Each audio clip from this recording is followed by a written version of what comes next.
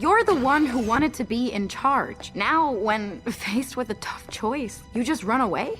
Are you scared? Or just selfish? You know how many times I tried to escape Tars Lamora? If we go back, we might never leave. You don't understand. You weren't like us. I know it's a risk. Everything we fought for. The ship. Our freedom. Our friends. We could lose all of it. If it was just me, sure, in a heartbeat, but I can't risk losing us. Don't look at me like that. I meant all of us. The crew. Of course. You want us to go into hostile territory, outnumbered 100-1, to make a trade with someone we can't even trust. And if we're lucky enough to survive that, we still need to escape with all the miners, without a ship. When you put it that way, yes. This is a no-win scenario, Gwen. This is our Kobayashi Maru. So, what are you saying? It can't be one of my half-baked plans. Not with all of our lives on the line. Don't forget, you're not alone. We're in cat boots now. Let's plan together.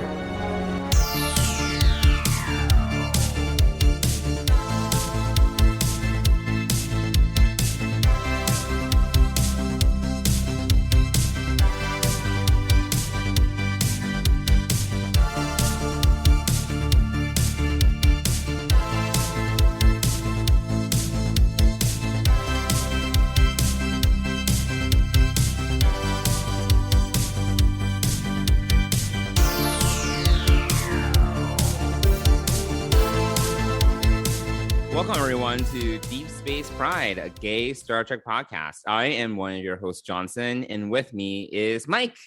Mike, Happy Lunar New Year. Happy Lunar New Year, yes. Yeah, we're starting this particular recording much earlier than usual. It was almost 11 because we had dinner. We did. Had a Lunar New Year dinner. We did. And now we are here. Yes. After I've cleaned up my separation anxiety dog destruction. I can't believe he tore stuff up. Like, that's just unacceptable. Never done this before. It's crazy. Unacceptable. I am at wit's end. I do not know what to do. I feel like a bad parent. Yes, I'm having all of the feelings right now. Wait, but I thought, why are you guys not doing obedience training? Because we just spent $3,000 to $4,000 on. It's just like a money thing. Yeah. I mean, yeah. And I really want a queen size bed. Oh my god. Like, that's an ongoing struggle that I really can't deal with. Yeah. So, yes, I want the queen size bed. And why not king size? Like, only queen size? Because of the space. It would be a king size bed would be enormous amount of space. Oh, really? There's so much space. Yeah. I mean, yes and no. There's enough for queen. A king would make it almost unnavigatable. Really? In there, yeah. Oh, yeah, it would totally. Okay. Right. Yeah, it's just too much. But a queen would be nice so that my legs don't dangle off the end and things like that. Yeah, there's probably more room that I could have. Like, literally just a third of the bed would be great. Sure. Well, I can't really help you and your choices. It is what it is. But yes. Yes, dog training is on the horizon. Doggy daycare, I think, is also on the horizon. How much is like obedience training? I don't know. That's a good question. Training can vary depending on the trainer. But the new social anxiety piece of this, or the separation anxiety piece of this, is a little bit more daunting. We came home, so found the kitchen destroyed, things torn up, and and then he ran out into the living room, excited pee because we were home. Literally, we've been gone for under 3 hours. And so we tore up stuff in the kitchen. Well, you could crate him every time you leave. Yes. So we will definitely be going back to crating him. He is in the crate currently. not as punishment. We don't make it a punishment. That's not the way you do it. But, we say go to bed. He goes to his day bed, and then I gently move him into the crate. So he's in his crate now, sleeping. And no, it's just, it's a lot. Yeah. It's a lot to, a lot to manage. So yes, but the separation anxiety is real now. So yeah, we need to figure that out. But he also needs to go to doggy daycare a couple of days a week, I think, to burn off some of this energy, play with other dogs. There's so much money. Yeah, it's an investment. It really is. Yeah. But he's cuddly and great, and most of the time, a welcome addition to the family, but it is a lot more work, and this new separation anxiety is a lot to kind of figure out. So what I was saying was we came home, we found that, and then Dennis is getting ready to take him out for his night walk, and I bring over a CBD treat, and he sniffs CBD. Oh, CBD treat. Yeah. So it's a calming bite, right? It's called calming bites. It's supposed to chill out a dog or whatever. Sure. Actually, my sister gave it to me when we were up there back in November to help, hopefully, so he wouldn't throw up in the car and things like that. I did not know this is a thing. That did not work, but so I tried to give him that, and he sniffed at it and would not eat it. And I put it on the ground, would not eat it. Put it in his bowl. He would not eat it. This is a dog who will snack up anything off the effing street. Right. And I'm not kidding. New York City streets right now, because of the snowstorm, are dirty as F. Yeah. And it's so gross. I hate New York City after so gross. Snowstorm. Yeah. I do too. I don't mind it after a snowstorm. It's the next day and onward. Oh no, that's what I mean. It's like the next day as and after, the and stuff melts. It's disgusting. Yeah. Yeah, after the stuff melts and all the grime and all of this. Right. And this dog will eat anything off that freaking ground. Yeah. But put a CBD treat in front of him and he turns his nose at it. Yeah. I am beyond myself right now. Beyond. But you love it, so I mean, I love Hamish. Yes, he's yes, I love him. So I do not know what to do currently. I am all worth it. All worth it. I am at wit's end. But anyway, yes. And then so I shared with you, I swear to God, I shared with you this 30-second trailer, Picard trailer, teaser trailer that came after. Yeah, I didn't see it. I know. It came after the longer trailer, which we talked about last week. We actually watched it and then we talked about it, right?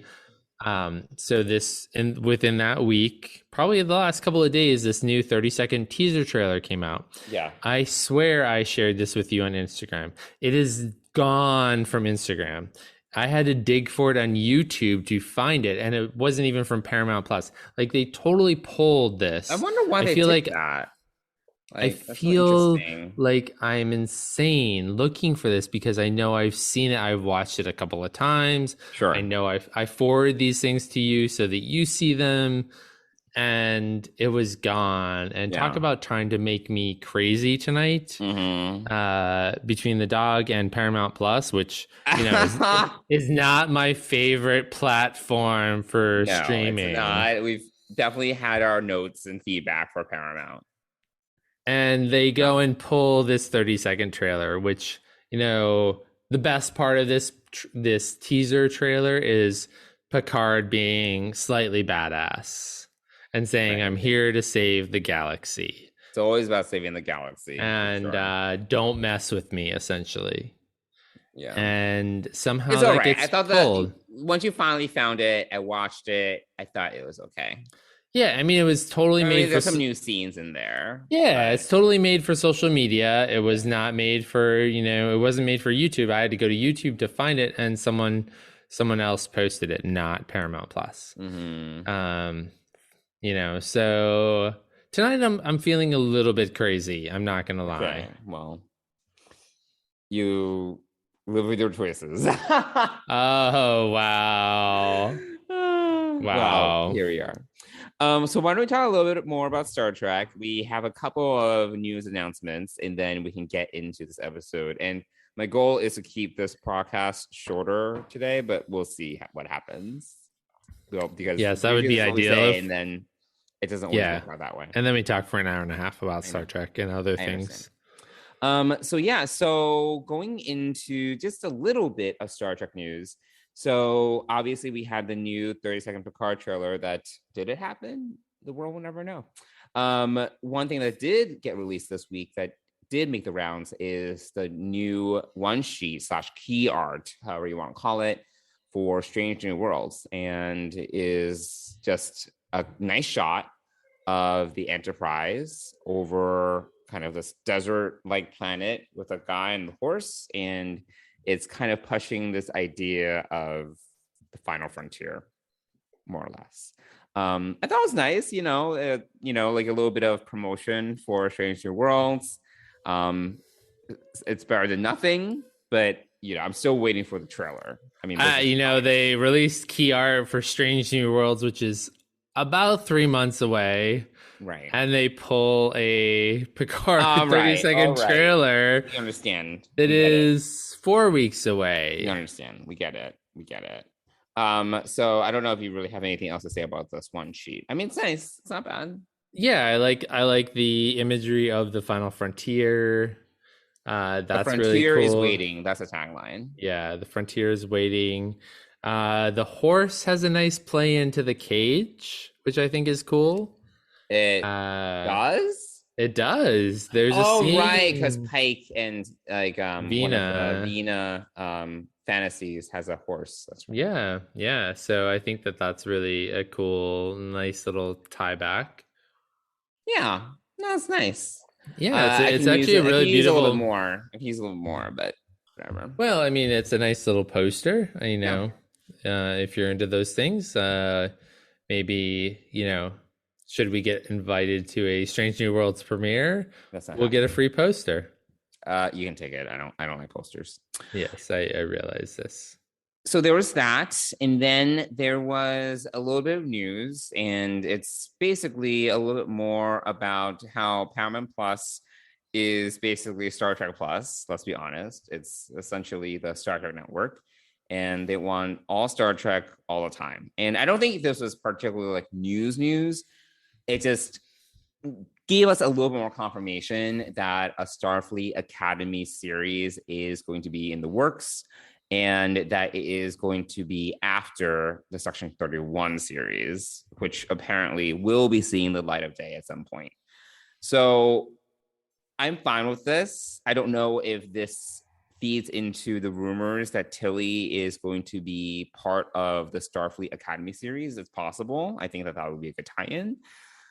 I don't know, I think it's fine. I'm like, is it going to be like, Gossip Girl meets Star Trek? Like, what are we talking about? Like, how is this going to kind of pan out? That would be very different and interesting.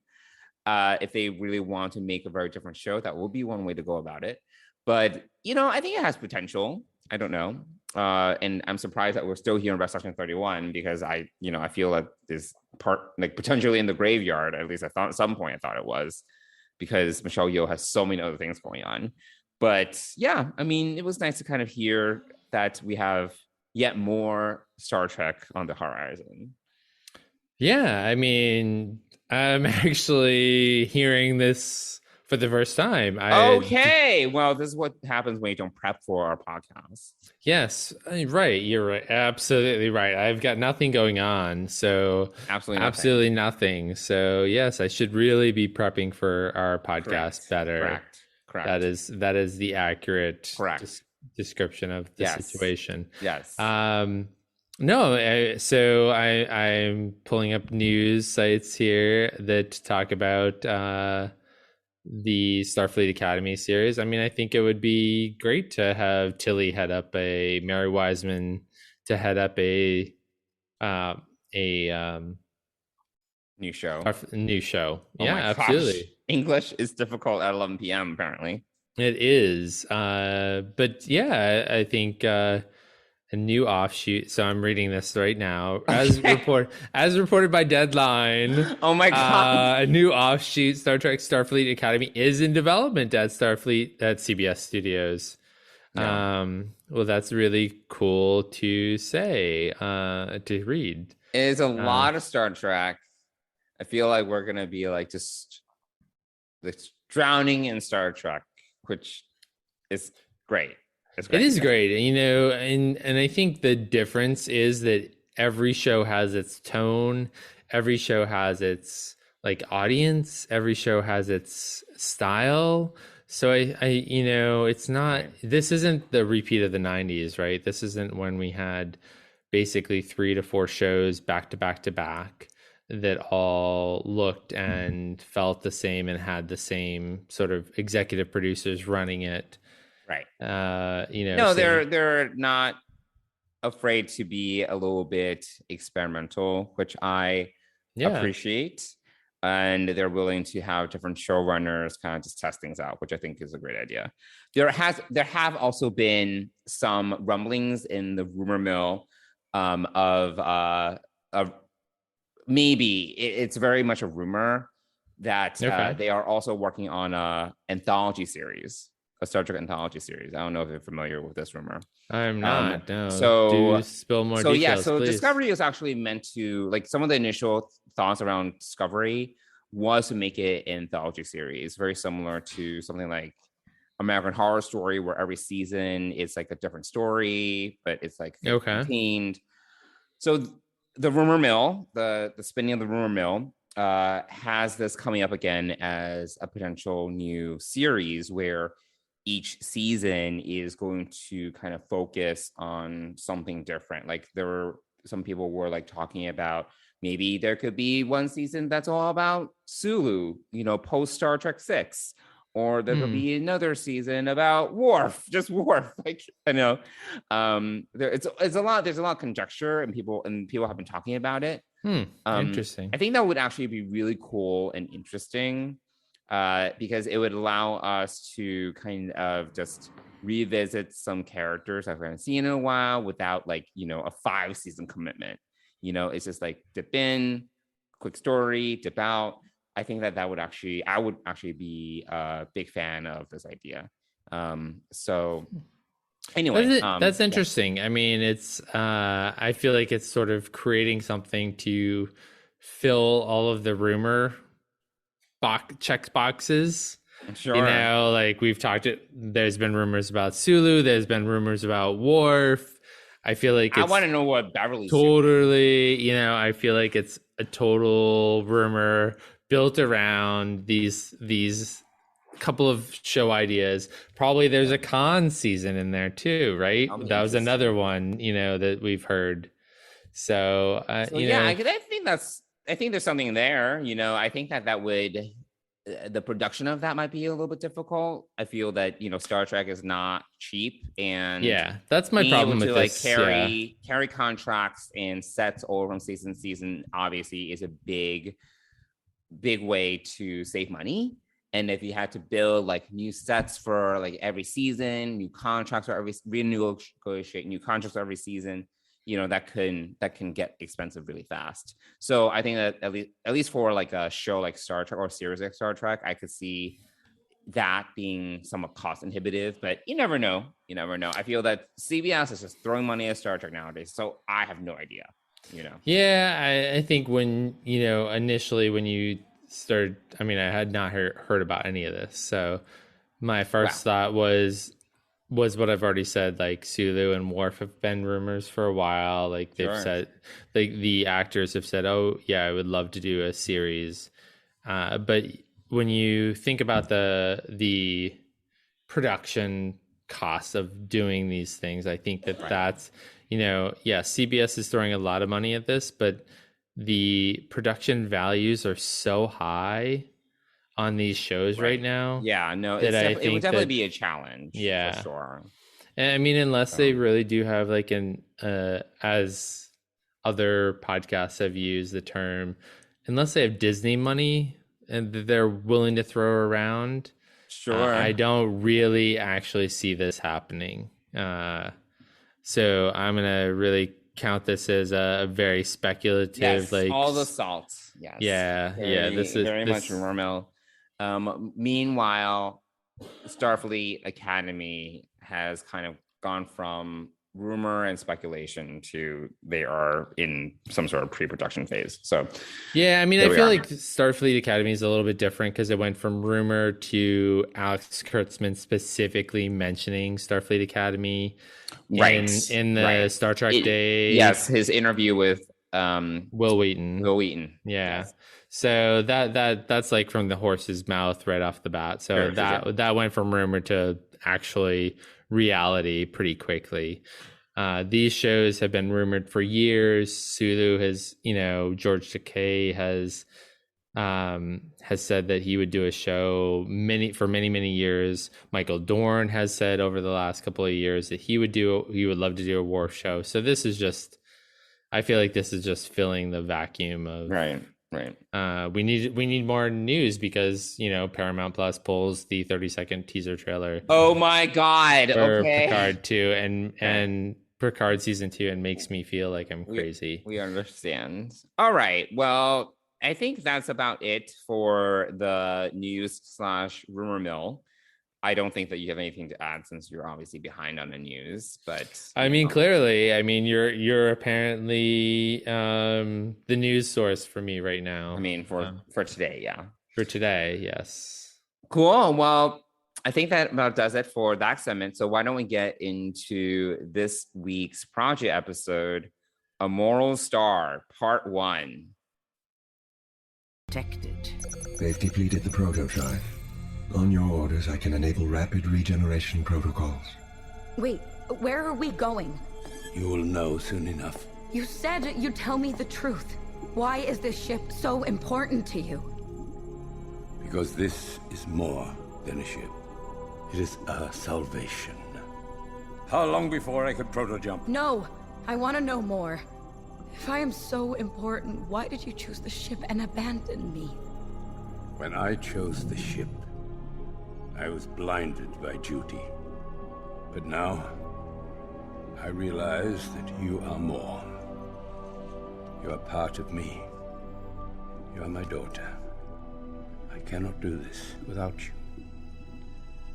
Do what? I'm ready to listen.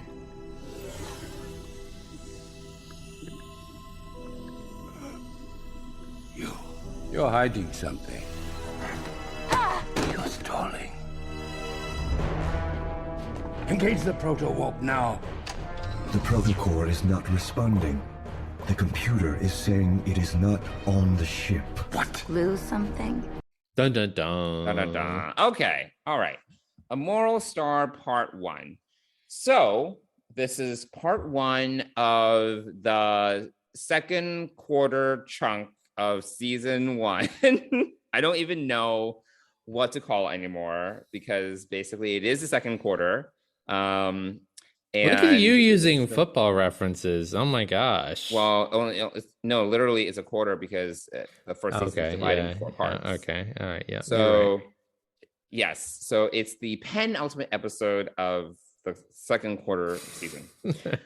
So why don't you go first? I was going to say something, but why don't you give me some, high level thoughts about this episode?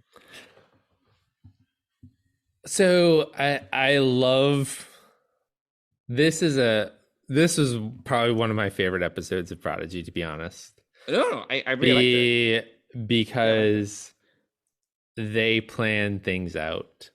Mm-hmm. Like, this is really, really well thought out, this whole strategy. This is not the shit show that, Dal usually runs. Mm-hmm.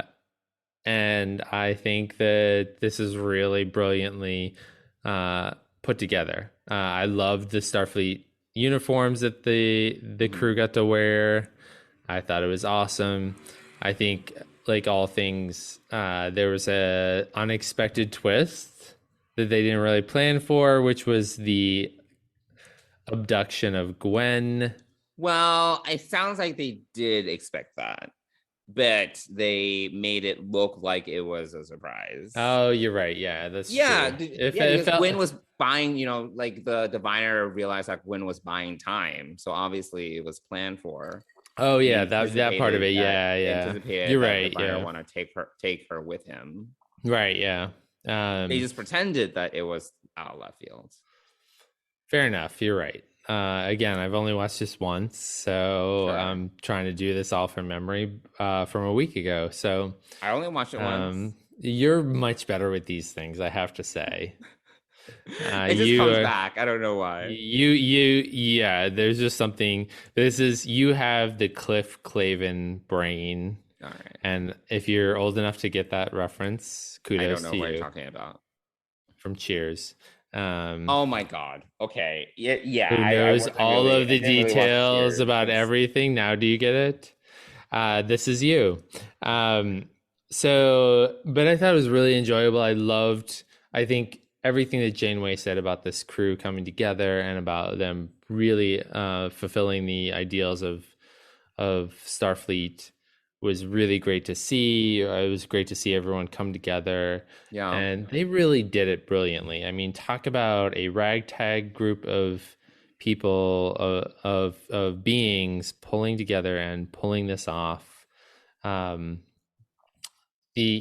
other unexpected thing was that they destroyed the power cells, and that was going to that's potentially going to kill everyone, right? They don't have a solution yet for that. That's part of the cliffhanger of part one.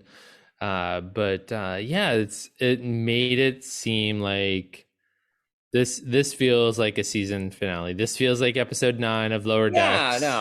This feels very like the stakes are high. They're real because it's not just the crew now. It's all of these people that they're trying to save. Right. The diviner has become this really actually not that he wasn't evil before, but he's like super evil now. He's corrupted Janeway. So that's also interesting. This new dark Janeway. That's kind of creepy. And I also feel like Gwyn is really in trouble here.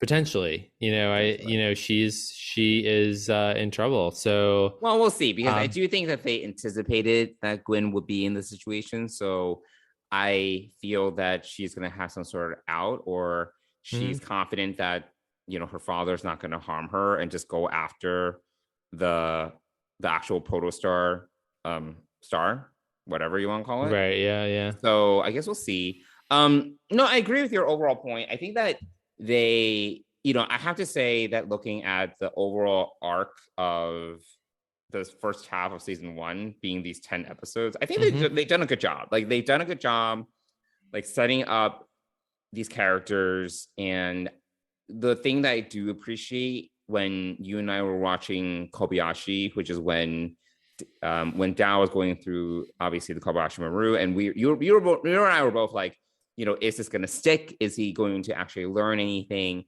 And I actually do feel that we're seeing these characters evolve in a meaningful way, and they are learning from their mistakes. And I actually really appreciate that, because sometimes, especially classic Star Trek, like, it's like something happens one week and then it's like everything is reset, and I just appreciate that they're trying to build consistency with these characters over time, and that they're actually learning and growing, and their relationships are evolving. And I really like that. Like, I think that, like, especially in this episode, I feel that there were just a lot of callbacks to things that have happened to them, like back to episode 1, their experiences on, what's the diviner ship? The mining. Rev 12. Rev 12. What is it? Rev 12? It's such a random name. So yeah, I think that they just, and one thing that was interesting, I don't know if you caught it, like, I don't know if you watch like all the opening credits. I don't watch all the opening credits, but I usually skip to the end. But the written by was like, it's like 10 names. Oh yeah. I did notice that. Yeah. I was like, that's a lot of names. And I feel that, I think that you can actually tell, because I think that they literally all got together and just talked about all the different, like, story like the breadcrumbs that they've kind of like put throughout these 10 episodes. Yep. And kind of figured out how to weave it into this 24-minute episode. So I think that they actually did, I really appreciate that. And honestly, I think that this is definitely like one of the stronger, if not one of the strongest, like, first seasons, other than like Lower Decks, maybe. Like, I think that this is like, honestly, from a consistency and character standpoint, because Lower Decks is a comedy, it's not so like, like sometimes the characters do revert. Like here, we actually see like really meaningful growth between all these characters over 10 episodes. And I think that it makes it like one of the strongest first seasons of Star Trek. Yeah, I think it's been when you get to look at the arc, I think that it does do that. I think it does really tell a story. All of those little annoyances that you kind of see week to week as you kind of put it all together. I think Kobayashi is a great callback, because number one, you would hope that Dal has learned something after doing the Kobayashi Maru for probably 100 times, right? Right. And that Spock's words to him about being a captain is about the needs of the many, not the needs of the one. Right. And so I think that is super well done in the fact that we're seeing the fruits of that now. But also the fact that not only that, you see the fruits of that, but you see the fruits of every experience, like Gwen's experiences, Rock Talk's experiences. I would say that, Murph and Jankum are kind of like, Yeah. Murph is kind of just there. Jankum is still very one-dimensional to me. Yeah. And I think he's the only character. Yeah. I think that he's the only character that we really haven't delved into too deeply. Right. And we haven't seen that. We've seen the least amount of growth from him as a talking English speaking character. Right. So, and then Zero has certainly, evolved a little bit as well.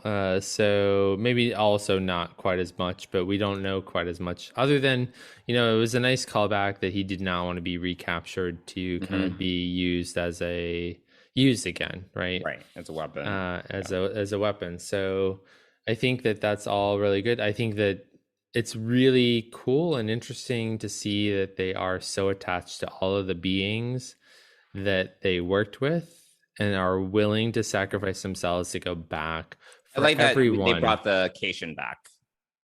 Yeah. From the pilot. Yeah, from the pilot. Yeah. So I think it's really like this whole the needs of the many piece of Star Trek has really been built into this, and they are going back for everyone.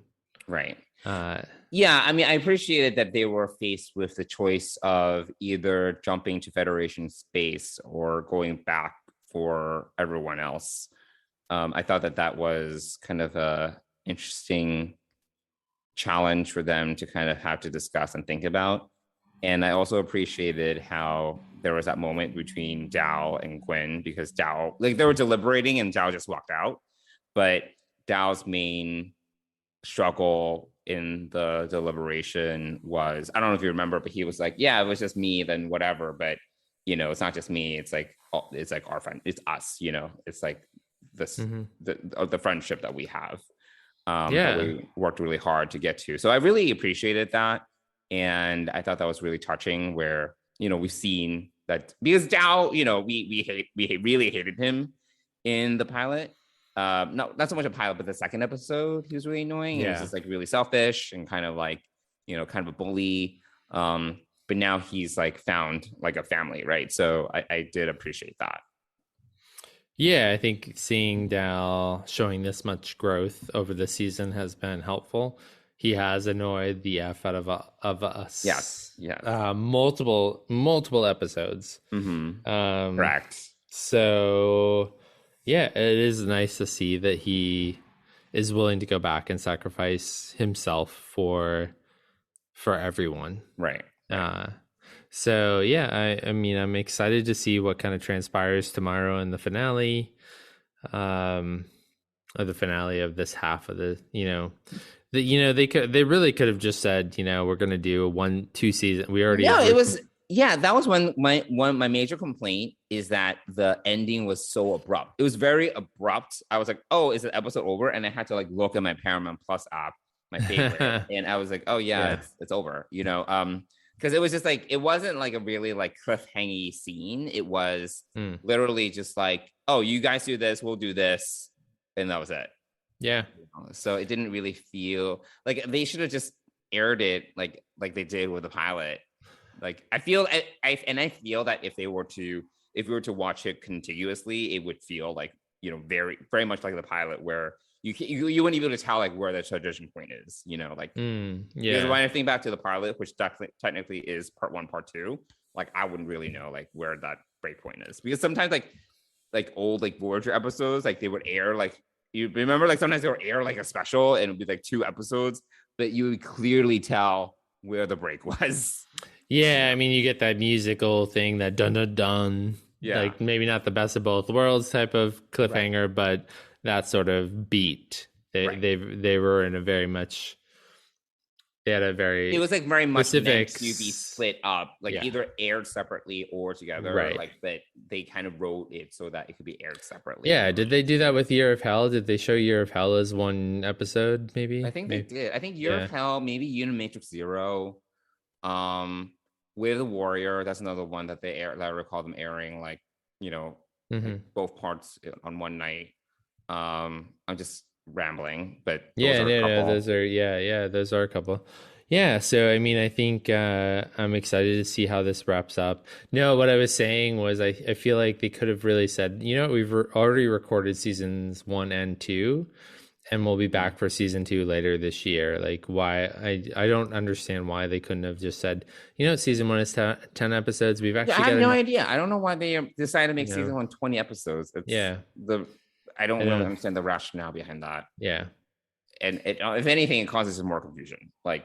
You could have, from a marketing standpoint, you could have been like, oh, here's season 1. We'll release this on DVD in a month after the finale, which is what most shows do. And instead now we have season 1 kind of dragging out.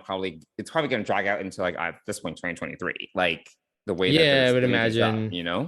Yeah, I imagine that there's probably a little bit of, this is my prediction, 5 episodes in between Strange New Worlds and Lower Decks, and 5 episodes between Lower Decks and whatever comes after Lower Decks. Yeah, maybe. Whether it's Discovery Season 5, which I find kind of hard to believe that we're going to get another season in 10 months when they haven't even started recording. It's going to be next year, I think. So maybe there's something else that they got in the pocket, or maybe maybe Prodigy will end 2022. But I think no idea. And then we'll figure out what's going to happen in 2023. Oh, I guess Picard would pick up in 2023. Yes. So we'll kind of see what happens. Hopefully Alex Kurtzman is a better planner than Paramount Plus. Well, that's TBD. And I don't know how much control he has over that. I really like Alex. That's not a slam against him. It's just a matter of, he's an executive producer, but how much control does he have from Paramount is the real question. So, but yeah, I think the goal was always to have 52 weeks of Star Trek, and I think that we're going to see that this year. That's crazy. Which is, not bad for what? This is year 5 of Star Trek being back in this iteration. 2017 when was Discovery. 2017? Yeah, I want to say 2017. So within 5 years, we've resurrected Star Trek to have new episodes every week. It's a lot in a year. So, or less than 5 years. So that's impressive. Yeah. Despite the management challenges at Paramount. Sure. Well, I'm not done talking about this episode. Okay, so let's talk some more. What else you got? I want to know your theory as to, because another thing that I was like, why is when I feel Gwyn was just about to find out the truth about Oh, yeah. And then he sensed that she was kind of hiding something, and that kind of stopped it. But what do you think is, because he was about to reveal why the Protostar is so important. What do you think it is? Yeah. So one you got to recognize that the two of them are tied telepathically or in some way. Right. So this is a quality of their species. I still don't really know. The only thing that I can think of, through the rumors and through the things, the time travel bit and whatnot, is that the Diviner was a member of Starfleet. What? And is this a rumor? No, yeah, you asked my prediction. Wait, I thought this is a rumor that's out there, or this is your thinking? This is mine. No, the rumor was like there's a time. Remember, there was a discussion. You're the one that shared this. There was a discussion about there being some time travel. Yes, that the piece of this. That the Protostar. I was like English. That the Protostar is actually from the future. Well, no, or from now or something, and then it was flung back to the past, and that's why the Diviner has been looking at it for so long. Right. So my only thought about this is that the Diviner was part of the crew, and there is some piece of this that either they went back in time or they come from the future where the Diviner's planet was destroyed. Something along that lines. There's something. I think there's a tie between him and the Federation, and Starfleet. Well, he does seem to have very negative sentiments against Starfleet, as we and I think it's from. Yeah, I think that he was either in Starfleet, he was part of the Protostar crew, or he even designed the Protostar for Starfleet. That is interesting. That's interesting. I mean, those are just some theories right off the top of my head. I have no idea. The biggest reveal for me in that scene is the fact that he can read Gwen's not thoughts. Well, we saw that in the pilot.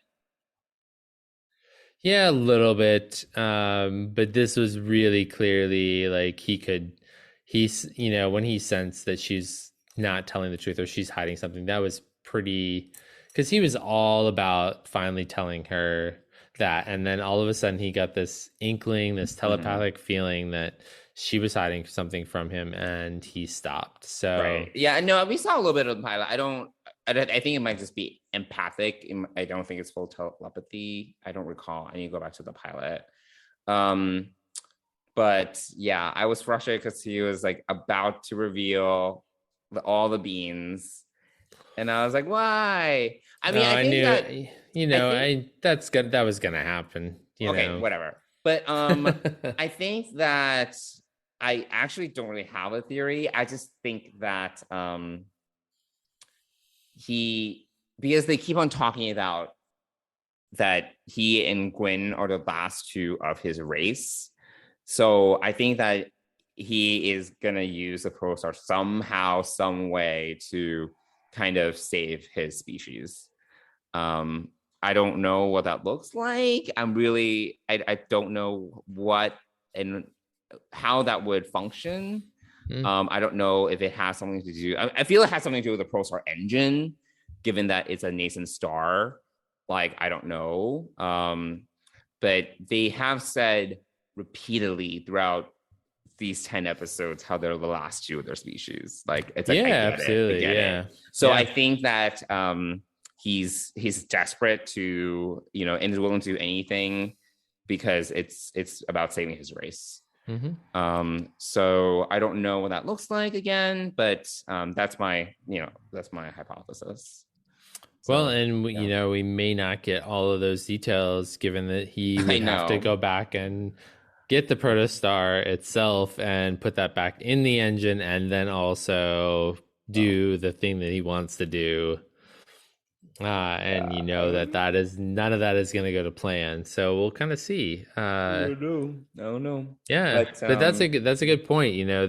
That's a good call out, and I guess we'll find out what we find out. I don't expect that we'll find out everything, Right. But I do think that we will, because remember, there's still the whole piece about Dreadnought being on the Right, he boarded ship. the ship. He boarded the ship when Chakotay was right in command. So yeah, we don't know where Chakotay is. We have no idea. No clue. We have not run into him or gotten any sort of inkling as to where he is. Yep. Yeah, I do agree with you that there is definitely some history. I don't know what it is. There's definitely some history between the Diviner and Starfleet, like, because he's just so he's so bitter. You know, there's something there. Obviously, I'm very curious as to what it is. Well, and then there's a whole piece about the Diviner code being in the ship's systems. So yes. So there is that piece that is still unexplained. So that is TBD, and hopefully we'll have enough answers to tide us over to later this year, probably much later this year. I know. We're probably talking a good 6 months at least until we return to Prodigy again. Bye. Since we've got 3 series back to back. Yeah. Between now and then. So it'll be a while. I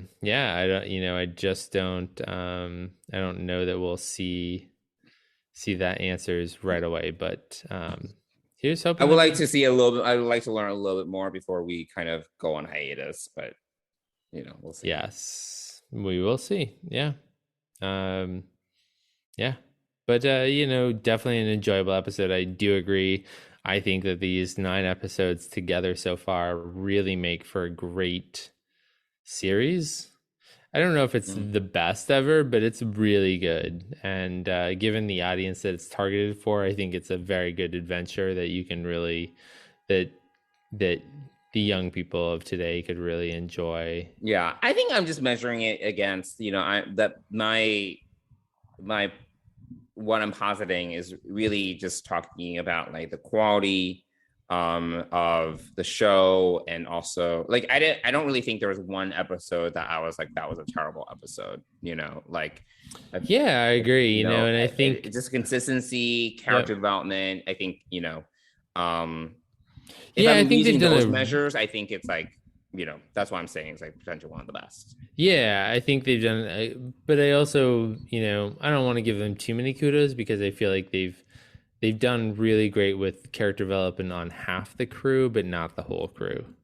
It's most of the crew. I mean, the only ones that we haven't really, I think, gotten too much is Jenkum, and Murph. I mean, Zero. I think we've gotten like some of I agree we can use more of him, but I feel that he's also kind of this like sage-like character that like, deposits wisdom and has relationships with like Gwyn, for example. I think that he, we've definitely seen a lot between Zero and Gwyn and like some moments between them. Though I understand what you're saying. We can probably use more. Yeah, I'm just saying more. I think we've really gotten to know Dal, Gwyn, and Rock Talk, and I think there's some opportunity for the rest of the crew. Sure. And obviously we know a lot about Janeway, so that's fair. So I think but yeah, we know, and the funny thing is we know a lot about Gwen, but we don't know a lot about Gwen too. So we don't know about her species. I should It's because say. Like it's tied up to the Diviner. And exactly. Everything. So that's why I think we're only getting it's like drips and drops. Yeah, exactly. But as far as her moral character development and internal piece of her character, I think that we've gotten a lot of. But along the same lines that we don't really know too much about any of the crew about how they got here to where, other than Dal, we know how Dal got there now. Well, there's still, I think, a lot of mystery with Dal. Yeah. Oh, yeah. There's a ton of mystery. We have no idea. We still don't know. We still haven't revisited the question of like what species is he? Yeah. Where did Nemo or whatever her name, where did she find him? Yeah. There's a lot we don't know about. Yeah. No, I think that's really good too. And But we do know someone out there who does know, and this Damon does know. So I think that we're going to see the Damon again. Yeah. So yeah, but I don't think we're going to see it in the second half of this, or this second part of this finale. But absolutely not. But hopefully we'll see it in the second half of the season. So, right. Well, yeah. Any other thoughts on? No, I think that we covered. I'm like mentally scanning the episode in my mind. I think that we Go ahead. Yeah, I think we got most of it. Yeah, I do wonder if evil hologram Janeway is also a ruse, because I feel that if they were smart enough, they were like, yeah, Dreadnought has like your override codes, so maybe we should do something about that. Yeah, no, I wonder if that's kind of also like planned, but we'll see what happens. Right? Yeah, totally. Because that's like logic. It's like, okay, he clearly was able to easily delete you, so we should probably try to work around it somehow. Yeah, I feel like there's going to be more surprises that the Prodigy crew has put into place, right? That they're sort of just letting ride out, right? So I think that there's a lot of things, and I think Janeway will be one of them for sure. I think that totally makes sense. Yeah. I mean, that would be a big miss if they didn't think about that.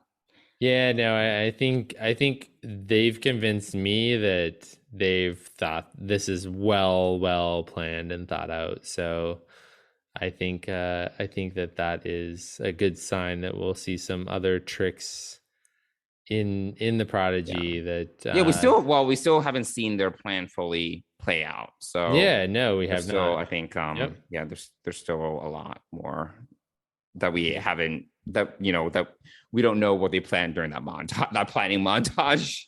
So exactly. Yeah. Well, cool. All right. So I think that does it for this episode. We're trying to keep it shorter. We still talk for like 45 minutes, but whatever, that's part of the course. So Mike, do you want to talk a little bit about sponsor?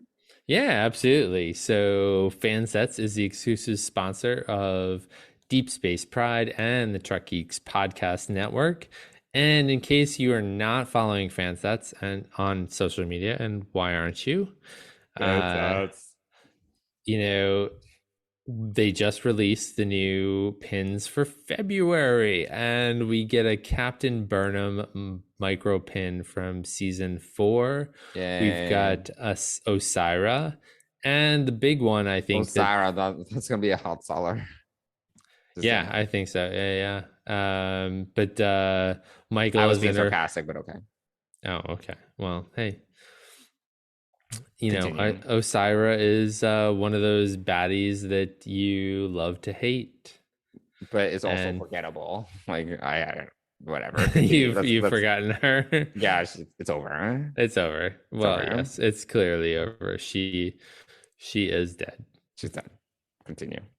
But the most exciting pin, I think that's coming out is the Star Trek Klingon emblem, and you can get this in a magnet or a pin, and cool. It's really nice. It's a nice addition to kind of their Delta line, but not the Delta line, obviously. So they've got 3 new pins for February, and you can go over to fansets.com and check them out, along with all the other new pins, which they have just released a bunch of DC Comics pins, and also another Ultraman pin. I am not a fan of. Have you ever watched Ultraman? Are you familiar with Ultraman? I am familiar with Ultraman, but I've never actually watched it. Oh, okay. So I think I watched maybe like one episode, and then there was a Netflix revival. Oh, really? Like an anime and like a CG anime revival. Oh, okay. There's actually, I think, a season 2 coming. So, okay. I fell asleep. I watched like a few episodes and I fell asleep. So, okay. Well, anyway, so there are those pins and a ton more, including Harry Potter. What else? Scooby-Doo. All kinds of DC Comics versions, and plenty of almost not almost, over 400 Star Trek pins. So head on over to fansets.com, put a bunch of pins in your cart. That's the word I'm looking for. And English is getting harder and harder as we approach more and more difficult. More and more. So as we approach the midnight hour, but head on over, put a bunch of pins in there into your cart. And if you spend more than $30, you're in the US, you're going to get free shipping. But also, if you use the code DSPRIDE, all one word, you will get 10% off your order. And we want to give a huge thank you and shout out to Fansets for supporting Deep Space Pride and being the premier sponsor of the Trek Geeks Podcast Network. Thanks, Fansets. All right, cool. Well, in the meantime, if you guys want to reach out to us on socials or email, you can DM us on Twitter and Instagram at Deep Space Pride, or you can shoot us an email at deepspacepride@gmail.com. Cool. I think that does it. That does it. Yeah. Short and sweet, question mark? Maybe. I don't know. We'll have to wait and see if that's the case. Yeah. But also, so we've got the finale tomorrow. Yes. And then we're back to Discovery in a week. Yes, we are. And then in 4 weeks, we've got Picard Season 2. Yes, that's crazy. I am getting more excited for Picard. I am too. Picard is definitely our captain. So yeah, we'll see. Again, we've had differing opinions about Picard. I'm we have. Yes, I'm hopeful for this season. We'll see. I am too. I am excited about Picard. I am excited about Guinan. I am excited about Raffi and Seven. Yeah. Though we haven't seen much of Soji. Soji, the dead one. We have not seen Soji. We have not seen too much of. Wait, I was like Soji. Soji is Soji, right? No, Soji's not a dead sister.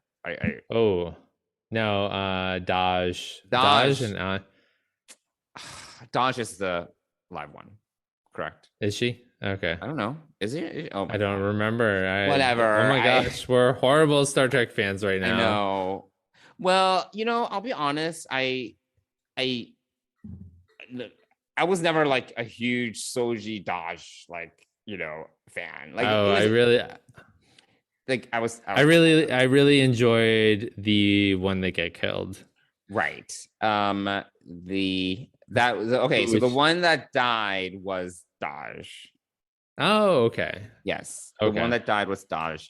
So Soji is the surviving sister that got to the end. So, and I'm wondering if we're gonna see any Romulans this season, because those bitches be dead, but are they dead? Oh my god, I don't need to see. I don't need to see them. I do not. The siblings. Yeah, I do not. I don't even. No, we don't. They were like I said. I think I said this when we watched Picard. They were just missing the mustache that they couldn't grow. Whatever. No, I mean, like, Don Soji, is just like whatever. I mean, like, we barely see them in the trailers. There was a one shot of Soji in like one trailer. She was like at Federation headquarters by a fountain or something like that. That was it. Like, okay. I don't like. Well, we haven't seen Elnor either. We've seen him in one shot, I think, as well. Yeah, no, we've seen. I feel we've seen more of Elnor than we have seen of Soji. Soji, okay.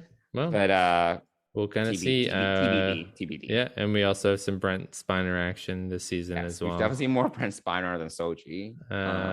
So we'll wait and see. There's so much to wait and see and find out what's happening there. I feel like I don't know how I will ever fit it in.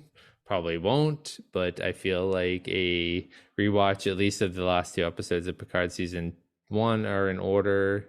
Oh, I feel that you can fit that in within next month or so. No? Yeah, and I'm excited about the audio drama that's coming out in a couple of weeks as well. Although that'll be happening while I'm in New Orleans with the kids. Oh, right. The audio. I forgot about the audio drama. So that will be interesting. I'll look forward to that. Maybe I'll listen to that as I... What's the word I'm looking for? Debrief? No. What do you do when you come back from a trip and I want to say de-stress, but that's not the right word. Decompress? Decompress. Thank you. Okay. Thank you. All right. When I decompress from New Orleans. All right. Well. Yes. All right. So there we have it. There we go. There we are. Yeah. All right.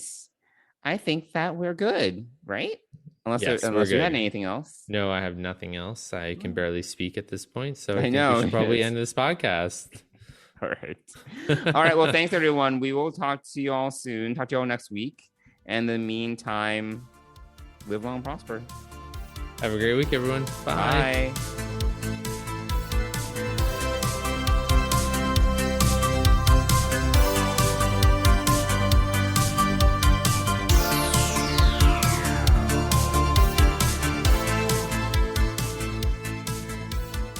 Deep Space Pride is a production of Coconut Media Works. Executive producers Bill Smith and Dan Davidson. For more great Star Trek discussion, discover the other shows of the Trek Geeks Podcast Network at trekgeeks.com or find us in Apple Podcasts, Spotify, or your favorite podcast app.